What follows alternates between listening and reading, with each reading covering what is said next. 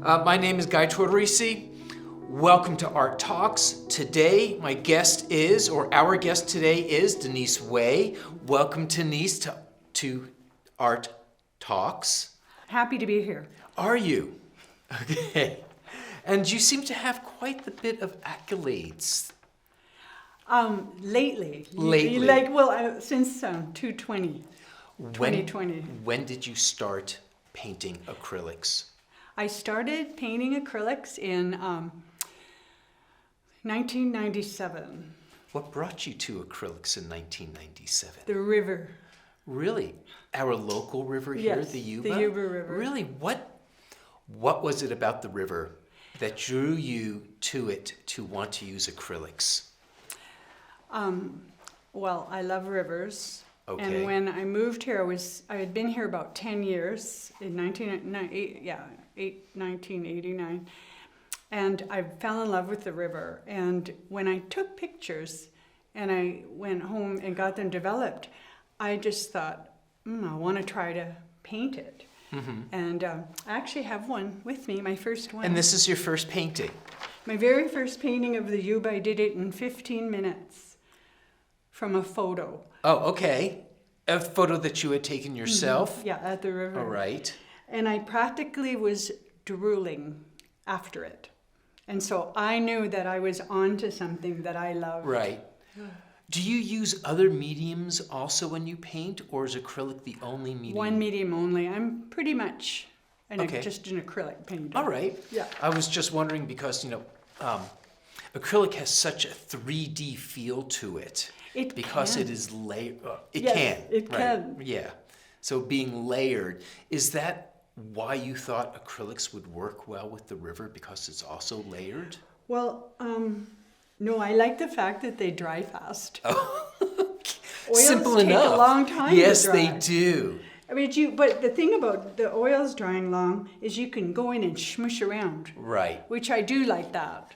But I didn't learn to paint in oils, and they're different than painting in acrylics. I've heard. Yeah. I'm not a painter myself, but I've witnessed people struggling with going from one medium that they're very accustomed to a new one. And it's a learning curve. It's a learning curve. I actually started I forgot that I actually started in watercolor and then moved quickly into acrylic once I did this. How old were you when you first started? Okay, so I've been painting the Yuba for 25 years now. Okay. So I was probably about, 45, So 50. you came to all of this later in life? Including teaching. Really? Art. Teaching art. Including that, I started working as an art teacher when I was 45. Okay. And it was just a natural thing. I never looked back once I made my first call, and I was just busy since. So coming to teaching art or being an art instructor at the age of 45, what were you doing before then? Lots of art, actually. So art is in your history. I always did art and made things ever since I was a child. Okay. So when I see those ones, I recognize them in my classes. Uh-huh. So I always made things with whatever I had. I made wall hangings, I did jewelry, I did clay, I did anything. I love anything like that, creative. And so I was running a silkscreen studio for an artist before I painted my own work, and a ceramic studio for an artist. So I oversaw that the images got put on plates and vases and stuff like that, and learned how to do color separations. And what is color separation? Well, when you want a silk screen or print piece, silk screen is serigraph is the fine art word for silk screen. Okay. Silk screen, when you silk screen on t-shirts. Yes. It still requires color separations. They have to print one color first, another color on top. So I would make my own color separation. I would take the image and lay the acetate down and just do black ink to block out where I didn't want the ink to go on the screen and burn Right, it on. right, and yes. then Oh, It was interesting. really fun. I love Yes. serigraphing. Okay. It was fun. I thought I would keep serigraphing, but I ended up stopping that Because now you're in love with the river. because I fell in love with painting the river. Right. Yeah. And this is your first painting of the river. My first painting. And this one here. And this is one of my latest paintings. It's actually 2019, but I'm going closer and closer and closer into. This is my photo of the shallow water going over the rocks. Oh, nice. So I started going from a distance and going closer and closer. So this is very close. The rocks are not that big, you know. This rock's probably that big. So this would be looking down into the river bed as opposed to looking at the full scenery Exactly. of the river. So this is much more in depth, Yeah. can we say? Yeah, it's almost like the DNA of what's going on in that very moment in time, because I draw first. I Okay. use a photograph. Uh-huh. I don't work on the river. All right. I use a photograph and I draw it. And when I'm drawing, I'm drawing the shapes, but I'm also drawing where the darks are. The darks are also shapes. And so there's light and there's water and there's creatures and there's air and there's all this stuff going on. Right. It was an interesting experience doing those. Are you taking the picture yourself at the river and Yeah. then painting it? So when you But I also get, if I am on Facebook and Okay. I know some people who take really good photographs and Right. I ask their permission. Oh, okay. And because this photograph, I put a book together. Yes. And this photograph I used to paint this was a local photographer Really? named Kyle James. Oh, okay. And I didn't know him, but I loved this so But much when I saw it. Right. Now, where did you first run into Mr. James's work? The first, I was at the South Fork a lot, painting a lot about the South Fork, and then my friend had bought property on the Middle Fork. Uh-huh.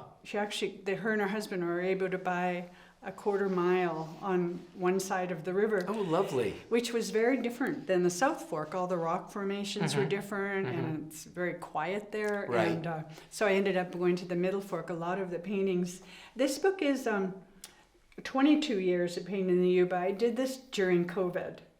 Oh, you put your time to use. Oh gosh, I had to stick my head in the ground, and this is how I did it. Right, okay. My head was in the ground. I was just working away, and I had all my stuff photographed, so I didn't have to take photographs, and I didn't want to write a lot, so Okay. it was pretty easy. My friend laid it out. I didn't know how to do that, but with help, The laying out how the pictures would be. did it in Photoshop, Oh. and so we worked.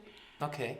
Yeah. Do you have any favorites inside this book that you like to share? It's favorite paintings or Yes. favorite excerpts? Well, whatever is the I favorite of brought one that was a damaged one. Oh. Pardon me. Not every book survived.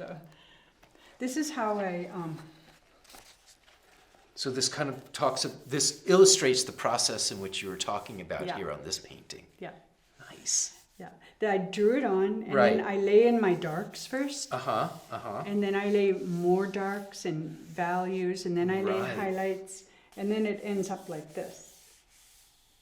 But sometimes I want to stop here Really? because I like it without the color, and then I wrestle with myself. Oh, what should I do? Oh, and I keep going.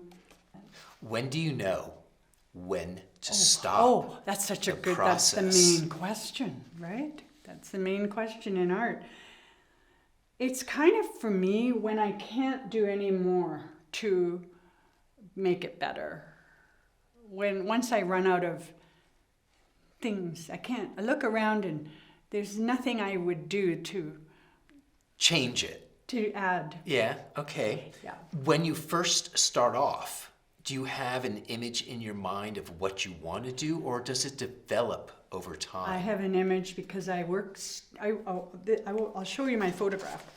one with a photograph. I work directly with the photograph. So here's one where I've worked. This is the Okay, photograph. so this is the photo. All right. That I took in this case. Okay. And this then is that's the completed painting. Yeah.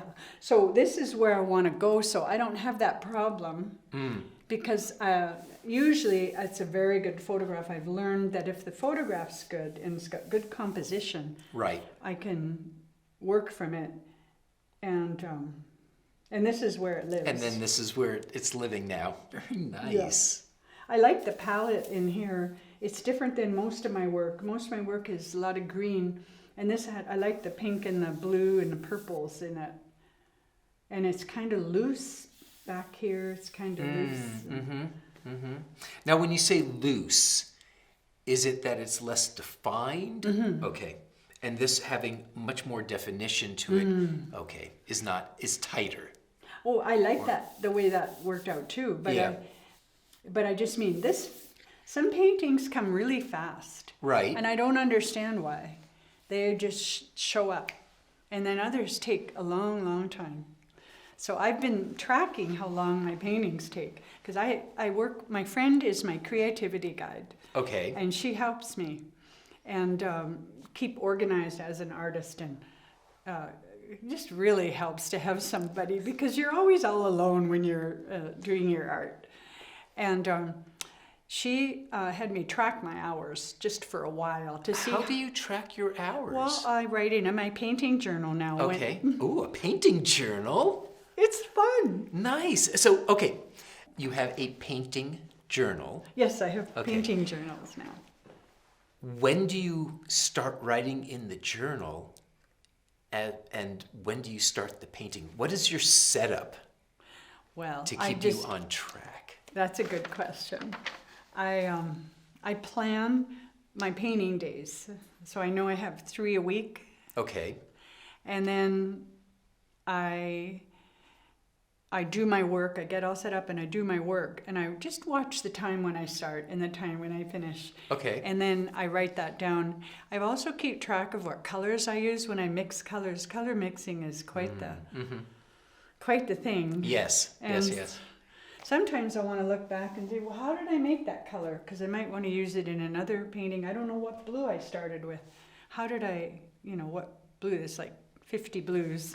So, but And I write that in my painting. Oh, you write that in the painting I journal. write all kinds of things Okay. like that. And if like the DNA thing, like, oh, this feels like it's the DNA in the moment of I call this the River Alchemy series. Okay, yes. So if I have a special moment or a magical thing happens, which can, Yes. I write that In the journal as well. That's a great way to keep a historical record of you creating. So You think like me. I do the same thing. You do the same I thing. have a journal on my desk as well. And it's just the date. And as I shift projects, I just draw a line and then work on the next project. And then it's like, if I get confused of where I am, it's like I went to go start something. Oh, why did I come here? And then I go back to the journal to look at it, to remind me to stay on the path. Is that how it works for you as well? Yeah. And you're finding it extremely productive? I am really finding it productive having a journal. I'm on my 3rd one. When did you start? Well, I started working with my friend who's my creativity guide in 2019. And then COVID hit, and then it was really like we were putting on the show at the center and getting the book together. We worked every month and then every 2 weeks as we got closer to the show. Right. So I started the painting journals after the show because we were so busy with that. And then it became imperative that I needed to know how long paintings would take because I was getting asked to do commissions. Nice. And I didn't know how to say when you can get your commission or when you can't, because I didn't know how long it would take. it would take. Right. Are you finding when you get into the flow, the time just disappears for you? That's what I love about art. And the river. Oh, yes. And the river. Right. It keeps you in the present moment. Like, nothing does. Like doing art, or like when you're in that creative zone, you forget about time and you can't even think. You're not thinking in your left brain. You're in the right brain, and so that's what I like about painting. I'm mixing the colors. I'm just thinking about how to mix the colors and where I want to put them, and I'm not thinking about. So you're not thinking of what needs to go on the shopping list. You're so busy just looking at how you're going to create that color in that moment to be on that painting. So it keeps me in the present moment. Right. And is this why you feel you were drawn to art to begin with? I think so. As even Because a when child? I don't do it, I'm not so in the present moment sometimes. Really? Right? It's just one of those things. Like, I think it's good for me, and I think I like teaching it too, because people seem to like. I think everybody likes that quality about art, that they just look up and they're like, hey, where'd the time go? That is so interesting. How do you instill that into a student who's getting your guidance on painting, on how do you release yourself into the flow of creating as opposed to being so lost in to make, if you're doing it right? Yeah. Well, I think that I'm still finding my way, no pun intended.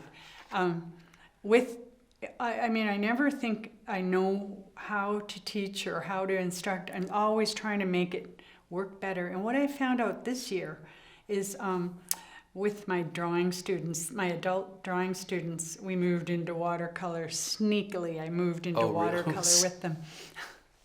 And I did purposefully easy, meditative type things that you didn't have to get the right color, you didn't have to get the right spot, you didn't have to follow me. We just do the process together over Zoom. It works really good. Yes, and it's the process of doing it every day, which then it gets gooder. Yeah. The repetition. Yes, we were the just repetition. talking about that today, because I did my class this morning. Okay. Yeah, I had them make 3 things, and last week I got ready, just the backgrounds, just wet and just let the paint drip and let the colors blend. And then we just put evergreen trees. We just learned how to do evergreen trees and make them look like little winter scenes. So easy and so. And where does this take place? On Zoom. On Zoom. That one's on Zoom. That's my only Zoom class now, left. how do you get the participants in the Zoom class? How do they sign up? They go to my website. What is your website? It's my name. Denise Wey, W-E-Y. It's, Denise Wey, WEY.com. Yes, okay. And do you have any place where you're showing your work currently? Yes, I am a member of a cooperative art gallery in Grass Valley called Artworks. Would that be the one on Mill Street? Or Yes. Okay. Yes. Right. And I've been in there. Yeah? And now that I see your work in... It's possible you saw my work? Yes. I have a friend who's a photographer who he couldn't wait to take me there to show me all the different work that was there. And also... there was a contest in which there was a vinyl wrap for the buses in Nevada County. Yes. And your artwork is on that as well? Yes, I'm thrilled about that. Now, how did that take place? Well, I think that Gold Country Stage wanted to rebrand their buses. Our local fleet of 11 buses to Nevada County Connects. Okay. So I don't know how they thought they got the idea to use art, but they decided to do an art contest for local artists, and anybody could apply. Right. And a friend called me up and said, "You've got to do this." And so I listened to her. It was very good that she called me, because I may not have done it otherwise. Right. It was, And so I did it, and I gave them 3 designs, one of 2 swimmers with a lot of green and gold in it, one very abstract, but blues and turquoises. Okay. And then the poppy one. Right. All right. So the poppies. All right. Yeah. So the poppies, and then they nixed this one, All right. the abstract, and they said, you choose. And so I chose the poppies. And then it won. I was really, really pleased. They put it up for public vote. And then Oh, did they really? Yeah, Okay. they chose 7 designs total. Uh-huh. And then gave it up on social media for the public to vote. For the public to vote on it. Okay, and then yours is with the poppies. Very nice. Yeah, and it just, I think July 4th, July 4th, the first one was done. And then it was about a month ago they were all done. So now I'm seeing 3 or 4. Is it all the same painting? Yeah. Okay, so it's the one painting. One painting on 11 buses. On 11 buses. Yeah. It's so fun. That's so very cool. It was the when best you thing see I it did. going by on the street, do you take a double take Sometimes still? I'm behind the bus. Oh. Sometimes I'm sitting there and the bus is going by and I Right. wave. But Oh. I don't wave too much because they probably, they don't know who I am. So. But still. Now, was that also an acrylic painting? Pardon me? Was it also an acrylic painting? Yes, it was. Okay. It was called The Poppies on the Yuba, and their graphic designer took it and mirrored it so it would fit the bus. Okay. So it's kind of like a forward and backward image of it at the same time. Okay. And then that is done with a vinyl wrap. Yeah. So you didn't have to go out there and paint each No. bus. I didn't have to paint the buses. Sure. Would you like to speak more to your teaching? Oh, well, I would like to say that, thank you. I teach at As If Studios in person, Okay. painting, You're to right. both adults and children. Okay. And I teach at Forest Charter High School and Vantage Point Charter in Penn Valley, and I teach on Zoom. And that's all I'm teaching now. Okay. I used to teach a lot more. And you still have 3 days available to paint for yourself. I know. Because It's- 3 days there, all the classes you spoke of sound like at least 3 days, It if not shifted. more. COVID shifted things. I know. I used to Yeah. be more like I tried to work just 4 or 5 days a week. And now I'm doing 3. Yeah. And you've got the journal going. Are you also helping the students learn this whole journaling process to go along with the painting that you're... I haven't done that yet. I should Okay. share it with them. I don't That's know. a good idea. It's up to you. I know. But But if it's helped you, it helped me, so it may help them too. yes. Well, one thing I do is I take photos in my process. Like I draw it on, I take a photo. I get the darks on, I take a photo. And this helps me too. And I cut those out and put them in the journal. I print them sometimes. I put okay. them in the journal. So I tell them to chronicle their work, that at least document it with their phone so they can go back and see where they maybe should have stopped. Oh, yes, or documenting whatever. the process. But the journal, that's a good idea for them. for them. You're right. Ah. See, it's how we share our ideas. The generosity of giving Yeah. with the art. Are these classes for pay? Yeah, Okay. that's kind of how I, float my boat. You float. Okay. To help you then continue to create art, you sell your art and you rent your knowledge and share that with others. I don't know about the rent, but sharing your knowledge of painting with others. I consider that really high on my list because it was shared with me, Really? and like the joy of art kind of was opened up to me. I always did it anyway, but it was reinforced. I learned from others how to share it, and it's just been wonderful. It's all about art, and so I guess I don't really want to have my paintings necessarily support me so much, but the teaching does. But the teaching is rich. I have children now who I had when they were 2 or 3. Yes. I did classes for little Right. early children. Now they're in college, and it's just So the whole teaching thing really rejuvenates you. Yeah. It's almost like recreation. Yeah. And then the painting is just what you also It's do. icing on the cake. It's the icing Yeah. on the cake. That's lovely.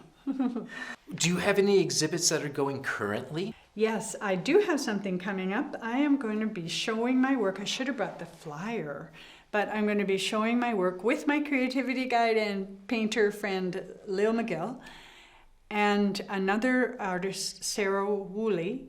The three of us are showing at the new 7-Star Gallery. It's part of the Oddfellows building in Nevada City. The front of it was the Alexander Gallery, now the Nice-Non, and the back was a frame shop, and now it's a 7-Star Gallery. Oh, okay. And so December I'll be there. Now, which side of the Oddfellows home building do you enter from? From the back? The back on Spring Street. On Spring Street. 210 okay. Spring Street. 210 Spring Street. And I don't know if they're open every day, but they're open on the weekends. Okay. And it's once again called? It's called Illuminations and Reflections, and at the 7-Star Gallery. For me to be able to keep up with what you are working on, I can go to denisewey.com. Yep. To stay up with what you're doing. Yes, you can. Right? Yeah. And if I want to see physical work in a gallery setting, then I go to Grass Valley. And is your work To the artworks. to the artworks. Gallery. Is your work always at the artworks Yes. gallery?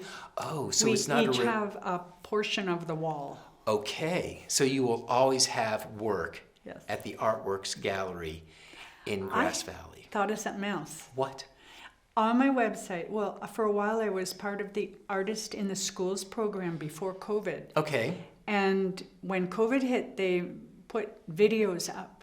And they asked all of us to do the videos. We made the videos here. Okay. And they're up on YouTube, but I've got a bunch on my website that I did, so they're free. So people can go to my website and look for free children's classes under classes and find And what was the name of this program again? Artist in the Schools. Artists in the Schools. It's still running. I dropped out because... Oh, you dropped out yourself. When they started coming back, they still had to wear masks, and I don't hear well enough to hear people speak with masks. Right, yes. Yeah, very, very challenging. So I Yeah. kind of dropped off of teaching the younger children. Thank you for joining us today on Art Talk with our guest, Denise Wey. And I am your host, Guy.